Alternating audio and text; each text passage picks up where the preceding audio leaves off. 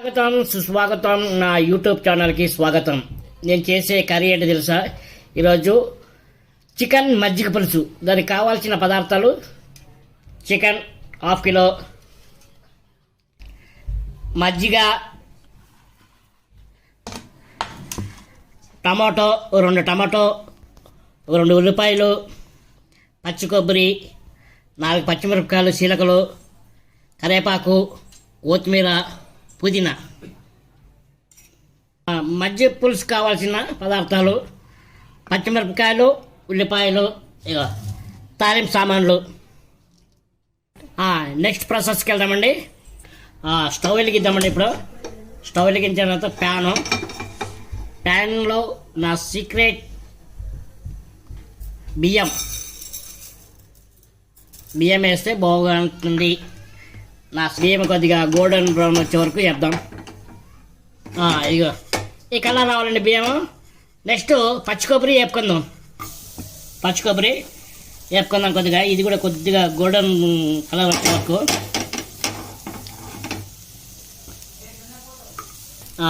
ఇది వచ్చేసి మా రాయలసీమ స్పెషల్ అండి, మజ్జిగ పులుసు. అందుకే పచ్చి కొబ్బరి అంత వేస్తున్నాం. మీరు కూడా ఇలా ఒక్కసారి ఇలాగ ట్రై చేసి చేయండి. ఎలాగుందో నా కామెంట్ సెక్షన్లో కామెంట్ చేయండి. కొబ్బరి అయిపోయిందండి. స్టవ్ ఆఫ్ చేసేసి ఇక ఇందులో వేసుకుందాం. ఈ 2 మిక్సీ పట్టుకోవాలండి. 2 ఇవి మిక్సీలో వేసుకుందామండి. మిక్సీలో వేసుకుని నున్న పౌడర్ వేసి కొద్ది వాటర్ వేసి మళ్ళీ మెత్తగా గ్రైండ్ చేసుకుందాం. ఇప్పుడు ఎలా మిక్స్ అయిందో చూద్దామండి. ఈ టైప్ అప్లో ఉన్నప్పుడు కొద్దిగా వాటర్ వేసుకుని మెత్తగా గంధంలాగా మిక్సీ పట్టుకోవాలండి. ఇలా మిక్సీ పట్టుకోవాలండి. ఇది అయిపోయిన తర్వాత నెక్స్ట్ చికెన్కి ప్రాసెస్కి వెళ్దాం. ఇప్పుడు స్టవ్ వెలిగించుకొని ముగ్గురు పెట్టానండి. ఇది కొద్దిగా వేడెక్కిన తర్వాత ఆయిల్ వేద్దాం. ఆయిల్ వేసుకుందామండి. ముగ్గుటి హీట్ ఎక్కింది. ఒక 2 స్పూన్లు అంత ఆయిల్. నాన్ వెజ్లోకి ఆయిల్ కొద్దిగా ఎక్కువ ఉంటే బాగుంటుంది. ఇప్పుడు ఉల్లిపాయలు వేసుకుందామండి. ఆయిల్ వేడెక్కింది.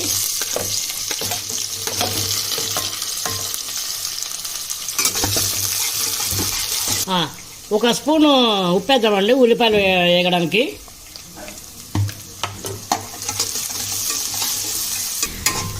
ఈ కలర్కి వచ్చిన తర్వాత అప్పుడు మనం టమాటా వేసుకుందామండి. టమాటా వేసుకుందాం. ఇది కూడా బాగా మగ్గాలి ఆయిల్లో. మగ్గిన తర్వాత నెక్స్ట్ వేరే వేద్దాం. టమాటో సగం మగ్గినాయండి. ఇప్పుడు అల్లం పేస్ట్ వేసుకుందాం.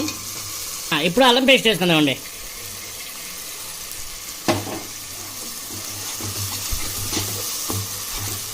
ఇప్పుడు మూత పెట్టుకుందామండి.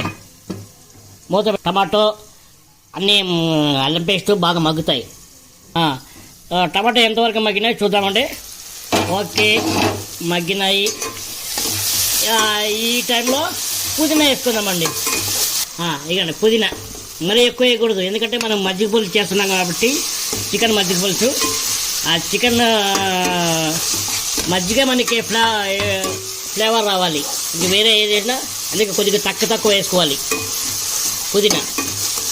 అప్పుడు మజ్జిగ పులుసుకి ఫ్లేవర్ అనేది వస్తుంది. మజ్జిగ పులుసు అని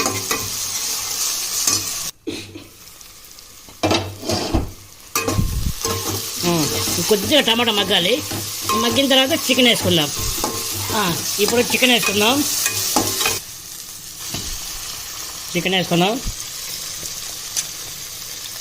చికెన్ వేసి ఒక్కసారి కలుపుదాం. పసుపు. ఇప్పుడు పసుపు వేసుకోవాలి. చాలు.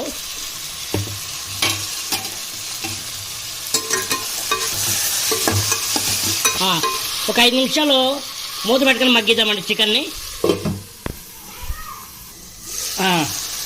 ఇప్పుడు పచ్చిమిరపకాయలు వేసుకుందామండి. ఈ టైంలో పచ్చిమిరపకాయలు, కొద్దిగా కరివేపాకు వేద్దాం.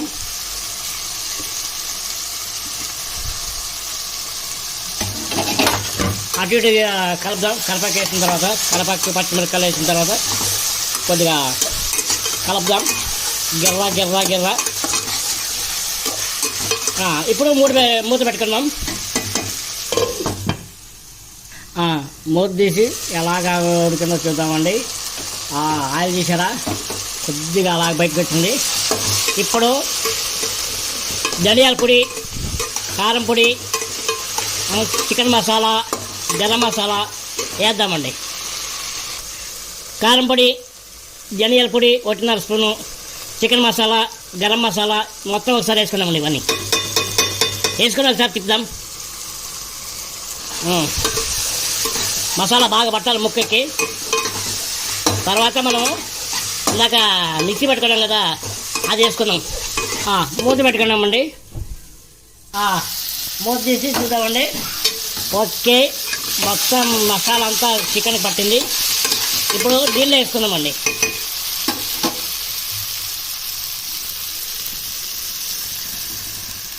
చాలండి, నీళ్ళు ఎక్కువ వేసుకోకూడదు. మూత పెట్టుకున్నామండి. ఇప్పుడు దీన్ని ఉడకాల ఒక 10 నిమిషాలు. మూత తీసి ఓకే ఉడుకుతా ఉంది. ఇప్పుడు మిక్సీ పట్టుకున్న మసాలా వేద్దామండి.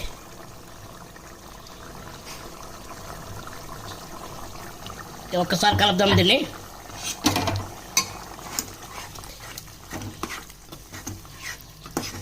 చిక్కదనము వస్తుంది అనమాట. బియ్యము ఏపీ వేస్తే చిక్కదనం వస్తుంది, దాని టేస్ట్ డబల్ ఉంటుంది అనమాట. అందుకే మా రాయలసీమలో చేపల పులుసు కానీ చికెన్ కానీ దేనికి వేసినా వాళ్ళు బియ్యం ఏపీ వేస్తారు. మూత పెట్టుకున్నామండి. ఇప్పుడు ఒక 5 నిమిషాలు ఉడికిద్దాం. కొద్ది కారం తగ్గిందంట, కారం వేసుకుందామండి. కొద్ది కారం తగ్గింది, కొద్ది కారం వేసుకుంటే చాలండి. ఇంత చాలు. ఒకసారి కలిపేసి మూత పెట్టుకుందాం.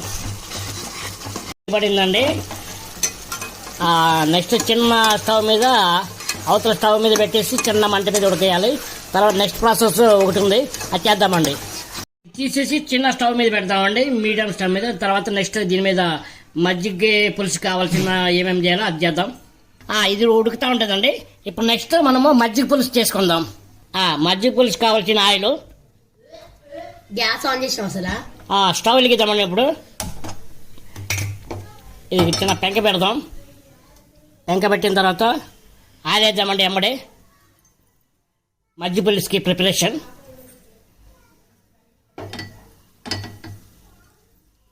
ఆయిల్ వేడెక్కిన తర్వాత ఆయిల్ వేసామో కొద్దిగా ఎక్కువ పడుతుంది, ఎందుకంటే చికెన్లకు కూడా కావాలి కాబట్టి. ఆయిల్ వేడెక్కిందండి. ఇప్పుడు పచ్చిమిరపకాయలు, ఉల్లిపాయలు వేద్దాం. ఉల్లిపాయలు వేసిన తర్వాత కొద్దిగా తాలింపు సామాన్లు వేద్దామండి. దీనిలో తాలింపు సామాన్లు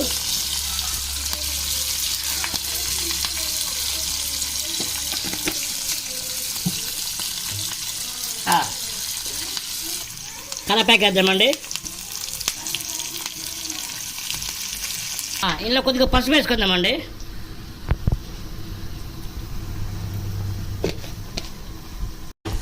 స్టవ్ బంద్ చేద్దాం. ఇప్పుడు నెక్స్ట్ ప్రాసెస్ చూద్దాం.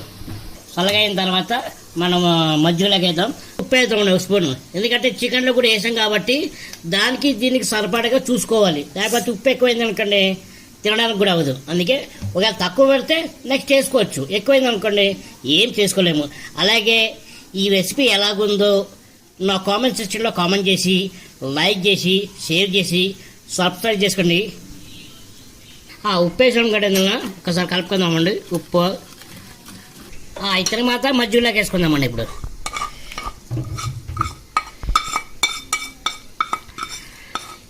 ఇది ఒకసారి కలుపుకుందామండి. మొత్తం చూసారా ఎంత కలర్ఫుల్గా వచ్చిందో.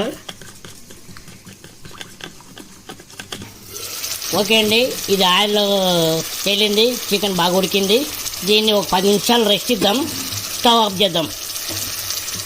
నుంచి ఒక 10 నిమిషాల తర్వాత కిందికి దింపాను. దింపిన తర్వాత మూత తీసి చూడండి కర్రీలాగా ఉంది. తర్వాత ఇందులో మజ్జిగ పోసుకోవాలి.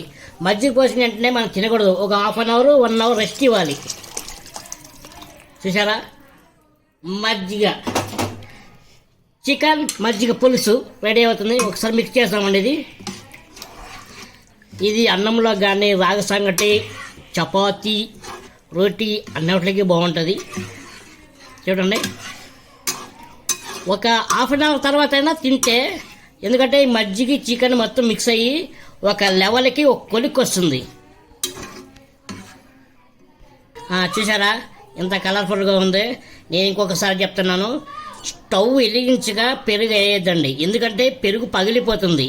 దించి స్టవ్ ఆఫ్ చేసి ఒక 10 నిమిషాలు 15 నిమిషాలు రెస్ట్ ఇచ్చిన తర్వాత అప్పుడు మజ్జిగ పోసుకోండి. పెరుగు వేయద్దండి. మజ్జిగ ఎంత పలుచగా ఉంటే అంత బాగుంటుంది ఈ చికెన్కి.